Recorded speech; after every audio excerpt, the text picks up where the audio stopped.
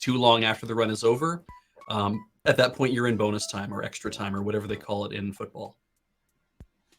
Overtime? Well, in American football, certainly. But in Ted Lasso football, they call it something else. I think it's extra time. Extra innings. It's like a... I hope that they start just calling it Ted Lasso football. Yeah. Stoppage time, that's what they call it. You play until you stoppage. Stop it. But it's time where you're clearly not stopping. Mm-hmm. What do they call it in cricket? They have a cool name for it in cricket. Cricket just keeps going forever. There's no overtime, no nothing. It just keeps going. You just keep bowling until it's like everyone has had an opportunity to get all their bowls in. Yeah. All their overs. Oh, super over. Okay, you get into a super over. That's cool. Yeah, there's different types of cricket. Some of them have a limited number of overs, and some don't. I've been watching. John Boy Media has been doing a lot of like summations of here's my analysis of a cool thing happened in sports, and he started doing cricket and doing I think T20, which is a little more restricted in how it gets played in terms of the number of overs and balls. 20, it's at 20 overs. Something like that. It's like there's like a certain number that you're allowed to do, and then at the end of that, it's like or there's only 20 innings or something like that. It's like you get to do this up to a certain point, and then you stop. And it sounds like it's only for people between teenagehood and 20s. Yeah, T20. You know, like T-ball. Yeah, like Call of Duty. Yeah. But it's fascinating. Each side. Okay. About the, oh my goodness. Yeah, the idea of the cricket with limited overs is a excellent innovation, because I believe it was done by outs before that, or I guess it was done by overs for that, but you only get the over when out because there's an unlimited number of bowls, and games could go on for weeks.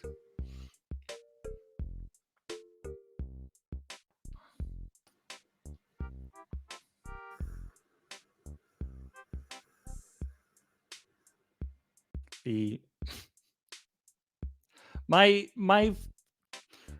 remember watching a game, like they showed us a game of cricket in school at one point, like on TV, like a recorded game, and it's like cricket seems like it's too easy. And I'm not saying that cricket people are not very talented, but it's like baseball if you could re-bat at each base. Like it's hard to get somebody out. And so people can just keep going and get like one guy gets 100 runs. I'm not saying it's an easy game that I would be good at playing. That's what sounds like you're saying. It sounds like one day the substitute teacher came in and wheeled in the TV, and instead of watching like Bill Nye, you get to watch a game of cricket. And then you decided it looked easy. I'm not saying it's easy. It looks very difficult for the fielding team, because it looks like it's very hard to get the batter out. That's why they have so many people catching in the field. And it just funny. So the game goes for a very, very long time. Yeah. Well, and what I think unless you limit it in another way, which is I think a smart move. They have these, like, the rule I thought was really interesting is it's like, if you catch the ball, like at the barrier, right? If you catch the ball, but you step across the barrier, doesn't count. You didn't catch it. If you catch the ball and touch the barrier as well, it doesn't count. You know, they get the runs. And I'm like, wow, like that's, baseball has that whole thing of like, I jump in the air and I catch the ball as it's about to go over the wall or whatever. And you got the out and hooray. And it's like, no, in this, no. Should have tried to stay inside the barrier. It's already hard enough as it is, really. I mean, it's like a tiny little ball. Do you think they need like a moat? Yeah. For that and baseball. Like I've seen at least there's one stadium that the outfield goes over some water. Right. But like you think if there was like a ditch there, I've that would seen make it more fair. I mean, like there is a baseball field in Norway, Denmark, where there's a river that's running right along the first baseman's line. And if you hit the ball out towards there, a guy can try to field it, but he can also fall in the river. I guess this would apply to football as well, because if you step outside while you're catching, it also doesn't count. You just fall like about 6 feet into the river. Yeah. Yeah, I like that. Is it true that it's like if the wicket gets knocked down, like basically for any reason, the batter's out? Like if the batter just like by mistake bumps it. It's not just the ball that can hit it. It's like if anything happens to it, it's like it was your responsibility to keep it safe, batter, and you failed. Like if you hit the ball, they have to try to like knock the wicket off, obviously. And if you are on the other side of the line as the batter, if you're on the side of the line that the wicket isn't behind, essentially, when that happens, then you're out. So it's like if you're behind it and you're batting and they knock it off with the ball, I thought you're out if they knock the wicket off with the ball. Or if you happen to hit it with your bat while you're trying, which would be stupid because I don't think you'd actually stand that close to it. But yeah, I think it's your own problem. Like if you hit the wicket, it's like you did the bad thing. If it's like the wind while you're setting up, it's not. And if you're out and okay. It is out no matter what, even if it comes off. But if it comes off and nobody touched anything, then okay, fascinating. Now I kind of want just a guy runs over and tries to blow down. Yeah. I mean, do ghosts count as physical contact? That's true. That's true. Well, Have we seen what the impact of ghosts? Depends on what team they're playing for. Yeah, what uniform are they wearing? Right. How long has this game of cricket been going? Have people died of old age and become fielders? Do they? If somebody has a birthday during a game, do they stop briefly, have tea, and celebrate? Does that happen in other sports? Well, I mean, a game doesn't run over multiple days in other sports, right? Like if you start a game and like the next day in the part of the same game, clearly you'd want to like acknowledge the fact that we want to wish like so-and-so happy birthday. Maybe the ref. Apparently they stop and have tea regularly. They don't have to actually wait for a birthday or anything. Oh, even better. Tea breaks are built in to the game. It's like, the seventh inning stretch. Sophisticated. Exactly. Yeah. I saw a great catch in a gentlemanly in a cricket highlight one time where the guy was like going over the boundary, I guess it is actually, and he jumped, caught the ball, and then tossed it out from behind the boundaries he was going over, put a foot down outside the boundary, and then jumped like kind of short stepped back into play and caught the ball again while he was still in play. Okay. Nice. And it was like, that counts as an out because he didn't step behind it. He had it out of his hand by the time he put his foot down. I'm like, that's pretty cool. Still volleyball should have tea breaks. Except they shouldn't actually stop the game while that's happening. You have tea in one hand and you have to keep the ball going with the other hand. Maybe it's like you can have one person, or tea's more fun when it's two people. So 2 people from your team of 4 can actually step outside and have tea, leaving 4 people in playing. But you can put your tea down and rush back onto the court. Well, the idea of like both teams looking at each other like drinking their tea as quickly as possible. Yeah. Ooh, hot. Right, because the break only lasts as long as you have tea. Yeah. And you want to keep up your momentum in the game. They're eyeing the other team.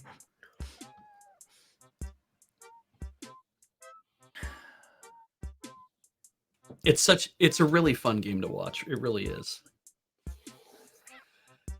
We're just talking about cricket, right? Volleyball's fun to watch too. Sure, why not? Yeah.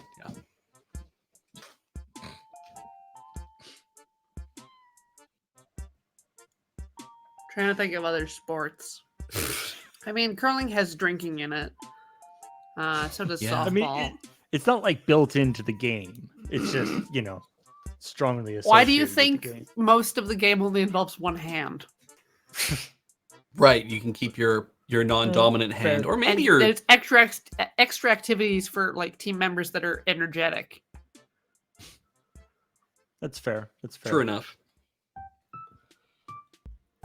I wouldn't want to drink that much if I was curling, though, because I would assume it would make it harder to stay upright on the ice.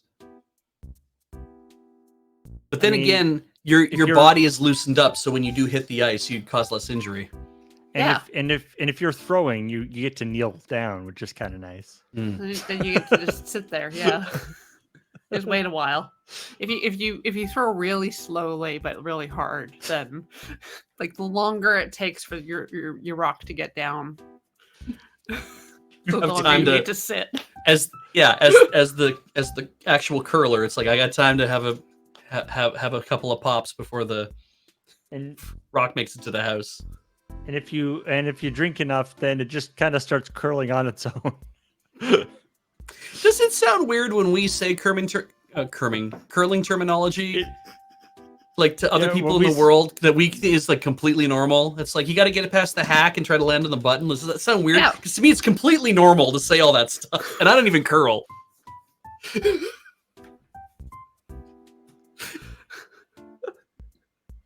I mean, I don't know a lot of curling terminology other than, the house and the hammer, the rocks. Sweepers. You know what the button is. Yeah, it's dead center of the house. Yeah. What's the hack? I don't actually know what that is. The hack line is you have to clear the hack line. It's the line before the house. To make it a valid throw. Throw. Yeah. Okay. Yeah.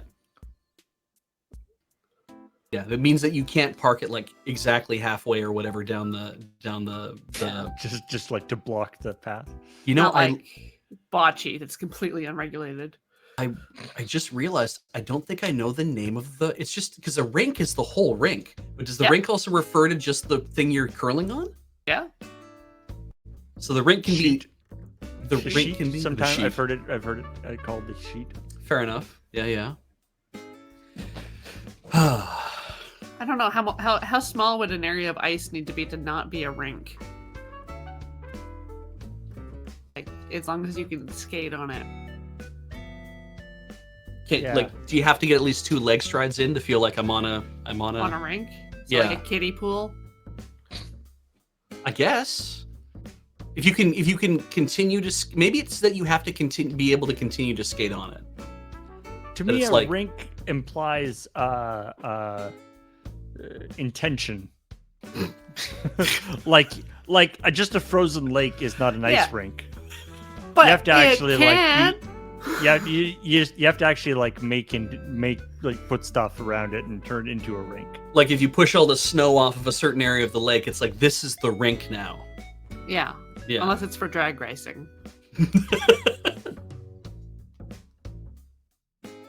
Something they do where I'm from. Are there people watching drag race on frozen lakes? Yeah. Oh, cool. Like a snowmobile drag? No. Cars. Oh, okay.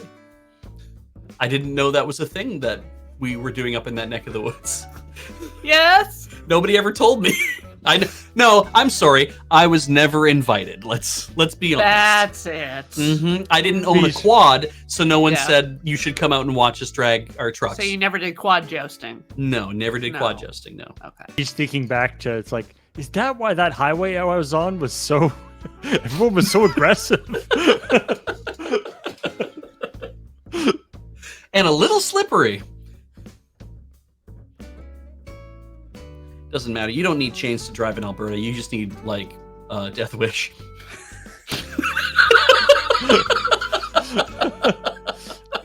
Let's be honest. There's a reason why Highway 2 is straight from, Edmonton to Red Deer. It's so that you can just, put your foot down and be like, I think I'm still on the road. That's... Yeah. I mean, there is a Canadian version of Drag Race. I don't think RuPaul is on it, but... No? RuPaul's got a lot of, they got to be in a lot of places at once. I don't know if they can be in every version of Drag Race, but there is a Canadian Drag Race. Because I know there's like Canada's Next Top Model. Is it just kind of an offshoot of that too, or? I don't think Top Model and Drag Race touch. They don't get along? That's too bad. Oh, Brooklyn Heights. All right. I thought it might be like, what's their name? I guess in Edmonton, there was a drag queen, but I only knew their like, not their. I didn't know their stage name. Right. And now I'm having a hard time remembering their real name, but it started with Darren. But they were like big deal in Edmonton. Like everyone was like, oh yeah, like they're the one. They're the, and they get interviewed by the paper a lot. And they're kind of like, they show up in all the alternative weeklies. And it's like, and whenever there's issues affecting this, they always go to them and talk to them about that kind of stuff. And I was like, I thought that was kind of how it goes down. It's like there's always the queen drag queen in like maybe major cities. And they would be the, they're the one who kind of like is in charge. Like they stake out a territory. I assume that it's like you get well known and you build up a following and people are like, yeah, it's a bunch of, drag performers, but then there's the queen drag queen and that's kind of how it is. Like you go to Montreal, so the rest and it's are just like sub queens. They have like territory, right? That it's kind of like, if you go to Calgary, it's like somebody different. Drag Empress. Oh man, that's a great title. But yeah, that's kind of how I assumed it all worked. And like they must be a really big deal, and maybe they are, but maybe they're only a big deal with inside Edmonton and not anywhere else. So I don't know. I mean, yeah, chat's saying that you are actually surprisingly correct. Oh, good. But I don't know about which part. Yeah. Yeah, Beach says a lot of stuff. Sometimes some of it is right. I love there's people being like, oh, you're wrong, Beach. People are like, Beach, do you think this is like Vampire? And it's like, I don't know what it's like. It's not my culture. And I should probably stop talking about it. I'm just trying to admit my ignorance. Is really all I'm trying to do. 1 hour.